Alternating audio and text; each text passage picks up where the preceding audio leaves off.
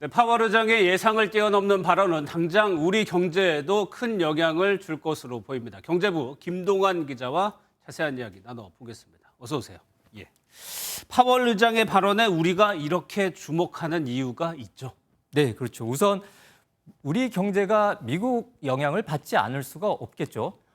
파월 의장이 세계에서 가장 큰 미국 경제의 방향을 결정할 수 있는 존재다 보니까 금리와 관련된 공개 발언이 있을 때마다 환율이 요동치고 증시가 출렁거렸습니다. 최근 7월 미국 기준금리 0.75%포인트 인상과 관련된 FOMC 의사록 공개됐을 때만 해도 환율이 사흘 동안 25원 넘게 오르면서 1,340원을 돌파하기도 했습니다. 그런데 어젯밤 잭슨홀 미팅에서 파월 의장의 금리 인상 예고 발언은 그 강도가 더 셌습니다. 직접 들어보시죠. The historical record cautions strongly against prematurely loosening policy.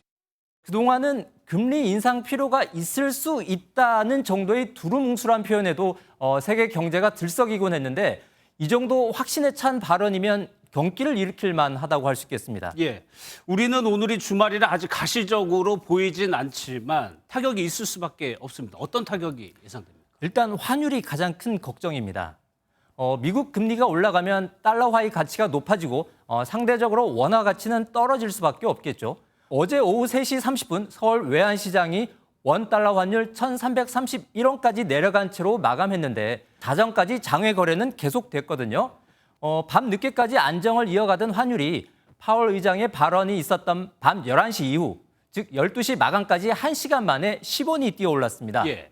오늘과 내일 주말을 지나고 나면 월요일 아침에 더 오른 상태로 개장할 수도 있지 않을까 싶습니다. 1,330원을 넘은 것도 이미 13년 만에 가장 높은 수준인데 이러다가 1,400원도 돌파하는 것 아니냐는 우려가 나오고 있습니다. 잭슨홀 미팅에서 미 연준이 기준금리 인상의 기조에 대해서 확인을 했기 때문에 외환시장 역시도 그 영향이 불가피해 보이고요. 전고점 영역이라고 얘기할 수 있는 1,350원 영역을 다시 한번 터치할 가능성이 크다라고 전망하고 있습니다. 주식시장도 월요일에 열리는데 우리 주식에 투자됐던 외국인 자본이 빠져나갈 가능성도 있는 겁니까? 그렇죠. 당장 미국 증시가 3% 이상 급락하는 검은 금요일을 맞지 않았습니까? 예. 그게 미국 시간으로는 그 파월 의장 발언이 금요일 오전 10시쯤에 나와서 뉴욕 증시에 고스란히 반영됐는데 우리나라는 장이 마감된 이후라서 즉각적인 반응은 없었습니다. 하지만 월요일 오전 증시 개장 때까지 그 충격이 얼마나 흡수될지 또는 더 증폭될지 미지수입니다.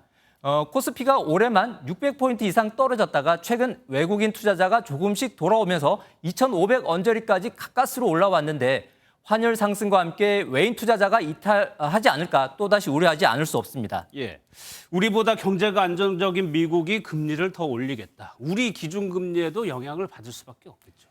네, 우리도 물가 상승에 따라 꾸준히 금리를 높여왔지 않습니까? 하지만 미국이 금리를 우리보다 더 높이면 글로벌 자금이 이자를 더 주는 미국 쪽으로 이동할 가능성이 크겠죠.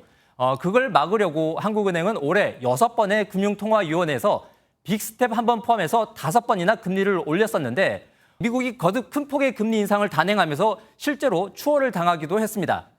그래서 불과 사흘 전 한국은행이 기준금리를 0.25%포인트 올리면서 겨우 미국과 같은 2.5%로 맞춰놨는데 미국이 파월 의장의 예고처럼 9월 22일 열리는 FOMC에서 또 한 번 큰 폭으로 인상을 해버리면 최근 10년 사이에 가장 큰 한미 금리 차가 발생하게 됩니다. 예, 김 기자, 그 얘기는 결국 우리도 금리를 올릴 수밖에 없다 이렇게 들리네요. 그렇습니다. 우선 고물가 때문에라도 지금 기준금리 인상은 불가피한데요. 한국은행은 지난 25일 기준금리를 0.25%포인트 올리면서 올해 남은 두 번의 금통위에서도 0.25%포인트씩 점진적으로 올리겠다고 했습니다. 당분간은 25bp로 올리는 거가 기조다라는 말씀드리고 그 외의 기간이라든지 그 외의 충격이 왔을 때는 원칙적으로는 고려할 수 있지만 지금 상황으로는 저희가 고려하지 않고 있다는. 그런데 사흘 만에 바로 큰 충격이 와버린 거죠. 당장 10월 12일 다음 금통위에서 0.5%포인트 이상 큰 폭으로 올려야 할 수도 있고요. 11월 24일에 있을 마지막 금통위까지 인상이 이어진다면 기준금리는 3.5%까지 갈 수도 있을 것 같습니다. 예, 이 얘기는 대출 이자가 또 오를 수 있다는 얘기가 됩니다. 여기까지 듣겠습니다. 고맙습니다.